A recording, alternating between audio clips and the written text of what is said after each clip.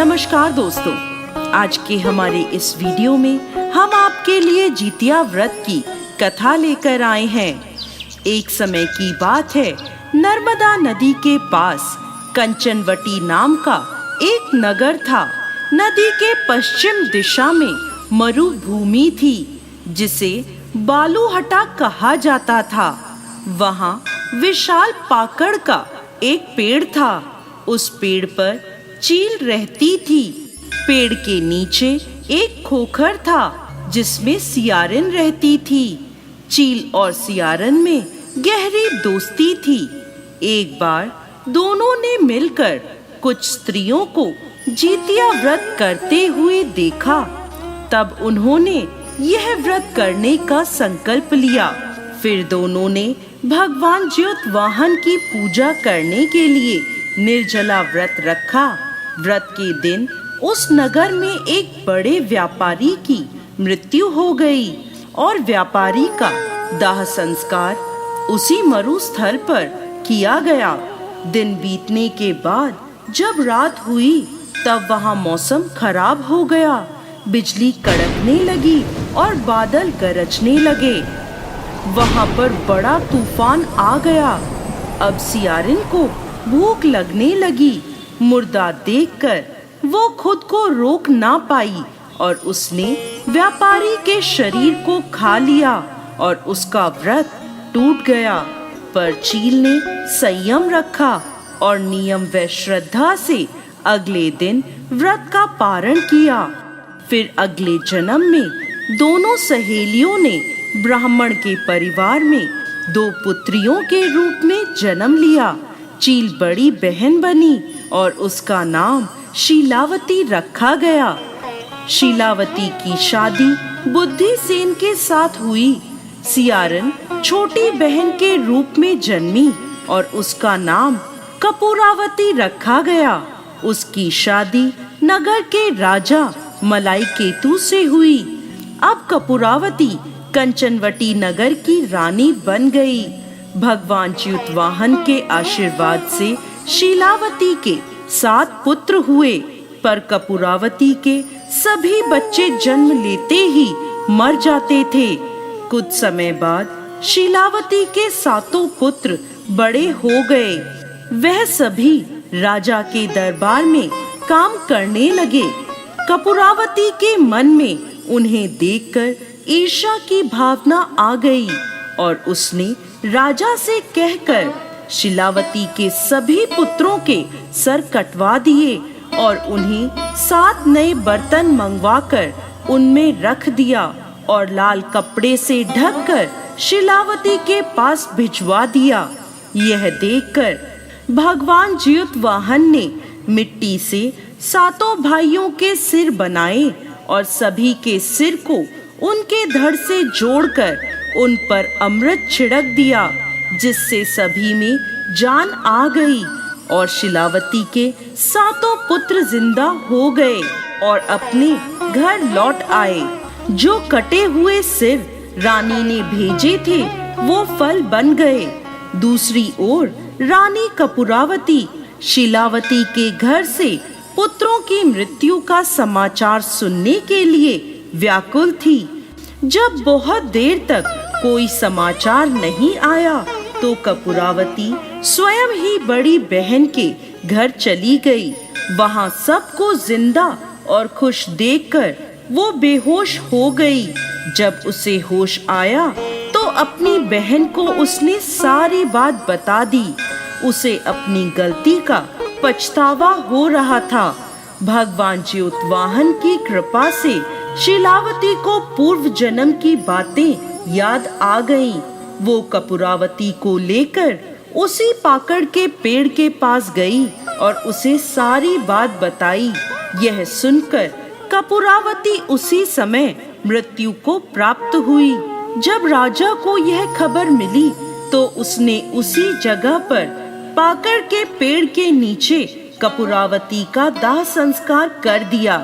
हे भगवान ज्योतवाहन, जैसे आपने शीलावती के 7 पुत्रों की रक्षा करी, वैसे ही इस कहानी को कहते, सुनते और हुंकार भरते सब पर कृपा करना। एक समय की बात है, किसी गांव में एक ब्राह्मण और ब्राह्मणी रहते थे। ब्राह्मण और ब्राह्मणी के 5 बेटियां थीं। ब्राह्मण भिक्षा मांगकर अपने परिवार का पालन पोषण करता था। वो जब भी भिक्षा मांगता तो उसे 1.25 सेर अनाज ही मिलता था, उससे ज्यादा उसे कभी भी नहीं मिला।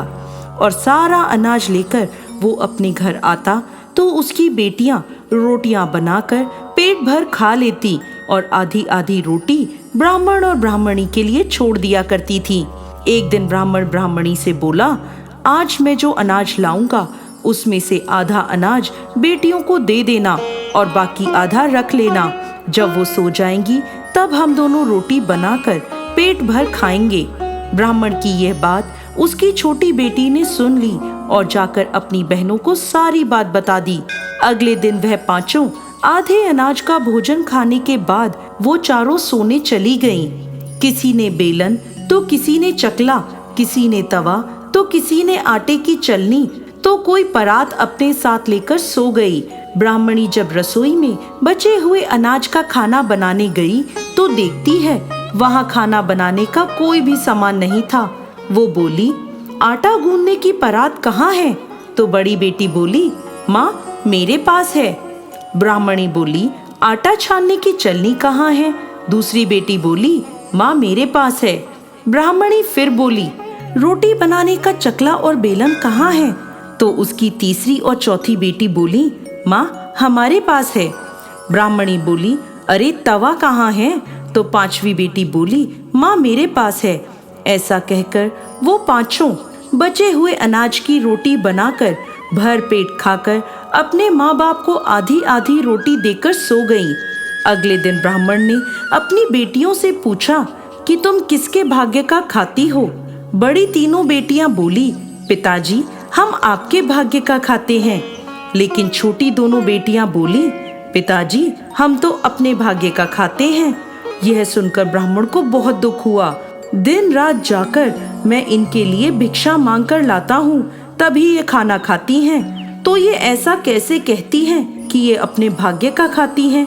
इस बात से ब्राह्मण नाराज हो गया और अगले दिन अपनी दोनों छोटी बेटियों से बोला, चलो मैं तुम्हें तुम्हारे मामा के यहाँ ले चलता हूँ। ब्राह्मण दोनों बेटियों को अपने साथ लेकर चल दिया। घने जंगल में पहुंचकर उन दोनों को एक आम के पेड़ के नीचे बिठाकर कहता है, तुम यहाँ बैठो, मैं पानी लेकर आता हूँ। दोनों बेटियों को वहाँ बिठाकर ब्राह्मण वापस अपने घर आ जाता है। धीरे धीरे रात होने लगती है तो वो दोनों डरने लगती हैं। तभी उस आम के पेड़ से 2 बंदर उतरकर आते हैं। बंदरों को देखकर वो दोनों डर जाती हैं। बंदर उनसे बोले, तुम दोनों इतनी रात को यहाँ क्या कर रही हो? वो बोली, हमारे पिताजी हमें यहाँ बिठाकर गए हैं, वो अभी आते ही होंगे। बंदर बोले, यहाँ पर रात को जंगली जानवर आते हैं और वो तुम्हें खा जाएंगे। चलो हमारे साथ सामने वाली गुफा में, वहाँ रात बिता लेना। दोनों बहनें बंदरों के साथ गुफा में चली गईं। अंदर जाकर वो देखती हैं कि गुफा के अंदर तो एक बहुत बड़ा महल है। चारों तरफ हीरे मोती जगमगा रहे हैं। ये देखकर वो दोनों बंदरों से पूछने लगी, आप कौन हैं? तब बंदरों ने उन्हें बताया कि हम दोनों राजकुमार हैं। एक साधु ने हमें श्राप दिया था, जिसके कारण हम बंदर बन गए और हमारा नगर इस जंगल के नीचे धरती में समा गया। लड़कियों ने पूछा, तुम्हारा ये श्राप कैसे छूटेगा? तब उन्होंने बताया कि साधु ने कहा था, अगर तुम दोनों किसी ऐसी कन्या से विवाह कर लो जो 12 बरस की उम्र से जितिया का व्रत करती हो, तो तुम्हारा ये श्राप टूट जाएगा और तुम्हें वापस अपना राजकुमार का शरीर मिल जाएगा। वह दोनों लड़कियां उन बंदरों से शादी करने को तैयार हो गईं। शादी होते ही वो दोनों बंदर राजकुमार बन गए और वो दोनों बहनें राजकुमारी बनकर रहने लगीं। कुछ समय बाद जीवित पुत्रिका का व्रत आया। दोनों बहनों ने जितिया का व्रत किया। जितवाहन भगवान के आशीर्वाद से जंगल की जगह उनका महल वापस आ गया। यह देखकर राजकुमार बहुत खुश हुए और वो समझ गए कि जित भगवान की कृपा से हमारा राजपाट धन दौलत वापस आया है। दूसरी तरफ ब्राह्मणी को अपनी बेटियों की याद आई तो वो ब्राह्मण से बोली, पूरे 2 साल हो गए हैं बेटियों को उनके मामा के घर गए हुए, जाकर उन्हें वापस ले आओ। ब्राह्मण मन में सोचने लगा कि अब तक तो उन दोनों को जानवर खा गए होंगे। ब्राह्मणी की बात सुनकर वो जंगल की ओर चल पड़ा। आगे जाकर देखा कि जंगल की जगह एक सुंदर महल खड़ा है। वहां आसपास में पूछा तो लोगों ने बताया कि 2 लड़कियों के जीतिया व्रत के प्रभाव से यह राज्य और राजकुमार वापस आए हैं। ब्राह्मण डरता हुआ महल तक पहुंचा। ब्राह्मण को देखते ही दोनों बेटियां दौड़ी हुई उसके पास आईं और अपने पिता का खूब आदर सत्कार किया और जित भगवान की कृपा की सारी बात ब्राह्मण को बता दी। ब्राह्मण दोनों बेटियों से हाथ जोड़कर माफी मांगने लगा।